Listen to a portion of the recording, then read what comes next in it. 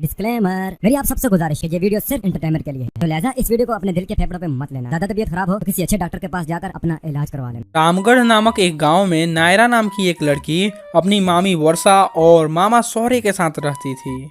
नायरा के mummy papa Akshara और नैतिक का बचपन में ही देहांत हो गया था, इसलिए नायरा के मामा मामी नायरा को अपने साथ रखते थे। नायरा के मामा तो बहुत अच्छे इंसान थे, वे नायरा को खूब मानते थे, उसके लिए मार्केट से चॉकलेट और आइसक्रीम लाते थे। लेकिन वहीं उसकी मामी वर्षा सौर्य के गैर मौजूदगी में नायरा से खूब काम कराती और उसे हमेशा डांटती मारती रहती थी। नायरा अपनी मामी के इस बर्ताव से बहुत दुखी रहती थी। एक दिन की बात है, नायरा रोते हुए मंदिर चली गई और भगवान जी से बोली, भगवान जी, मेरी मामी मेरे साथ परायों जैसा व्यवहार क्यों करती है, जबकि मैं घर का सारा काम करती हूँ, फिर भी वह मुझे पसंद नहीं करती। तभी मंदिर के पुजारी उसे प्रसाद देते हैं और कहते हैं, भगवान सब ठीक करेंगे, तुम चिंता मत करो।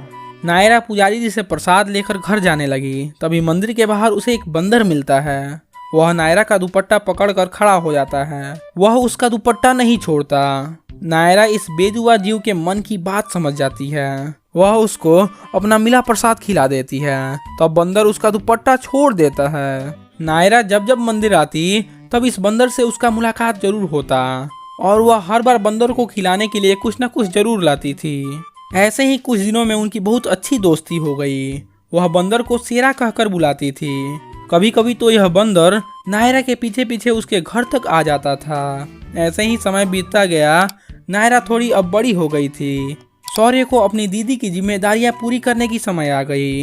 एक दिन सौर्य अपनी पत्नी वर्षा से बोलता है, वर्षा, नायरा अब बड़ी हो गई है। मैं वकील जी से मिलने गया था, वो बता रहे थे कि नायरा के नाम पर दीदी और जीजू बहुत सारे जायदाद छोड़ गए हैं। नायरा को वह सारी जायदाद उसकी शादी के समय मिलेंगे और इसके बीच नायरा को कुछ हो जाता है तो उसकी सारी जायदाद के हकदार उसके मामा मामी होंगे। हम नायरा बिटिया की शादी करके उसे उसकी अमानत सौंप देंगे।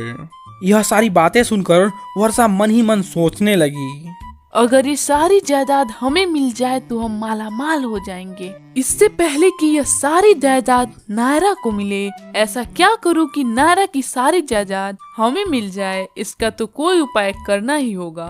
अगले ही दिन वर्षा बाजार से बेहोशी की दवा खरीद लाती है और नायरा को खाना में मिलाकर दे देती है।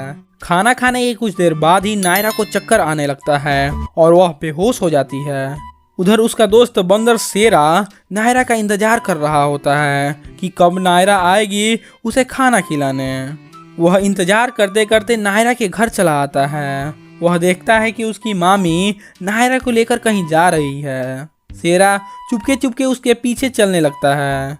तभी वर्षा नायरा का हाथ पैर बांधकर उसे रेल की पटरी पर छोड़ देती है। मैं भी देखती हूँ कि तुम्हें अब कौन बचाता है। तभी ट्रेन की आवाज आने लगती है। यह क्या, मैं यहाँ कैसे आ गई और मुझे यहाँ कौन लाया होगा? कोई मुझे बचाओ, कोई तो मुझे बचाओ। तभी नायरा को शेरा दिखाई देता है। शेरा, जल्दी से मेरे पास आओ और मेरी बंधी रस्सियाँ खोलो। शेरा दौड़ते हुए उसके पास गया। वह समझ रहा था कि नायरा उससे क्या कह रही है। वह रस्सियों को खोलने का पूरा प्रयास कर रहा था। वहीं खड़ी नायरा की मामी यह सब देख रही थी। अरे नाच बेटा बंदर, यह कहाँ से आ गया? इससे पहले कि यहाँ मुझे कोई देखे, मैं जल्दी से घर चली जाती हूँ। मुझ पर किसी को शक भी नहीं होगा। फिर नायरा की मामी वहाँ से चली जाती है। इधर इससे पहले कि ट्रेन आती, शेरा नायरा की रस्सी खोलकर उसे बचा लेता है। फिर नायरा वहाँ से रोते हुए शेरा के साथ घर चली जाती है और सारी बात अपने मामा को बताती है। अरे अरे, नायरा हमारी ही तो बेटी है। निकल जाओ मेरे घर से, फिर कभी अपनी सूरत मत दिखाना।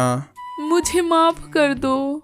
मामा जी, मामी जी को माफ कर दीजिए। मामी भी तो मेरी माँ जैसी हैं। यह सुनते ही वर्षा नायरा को गले लगा लेती है और वह नायरा के साथ बड़े प्यार से रहने लगती है।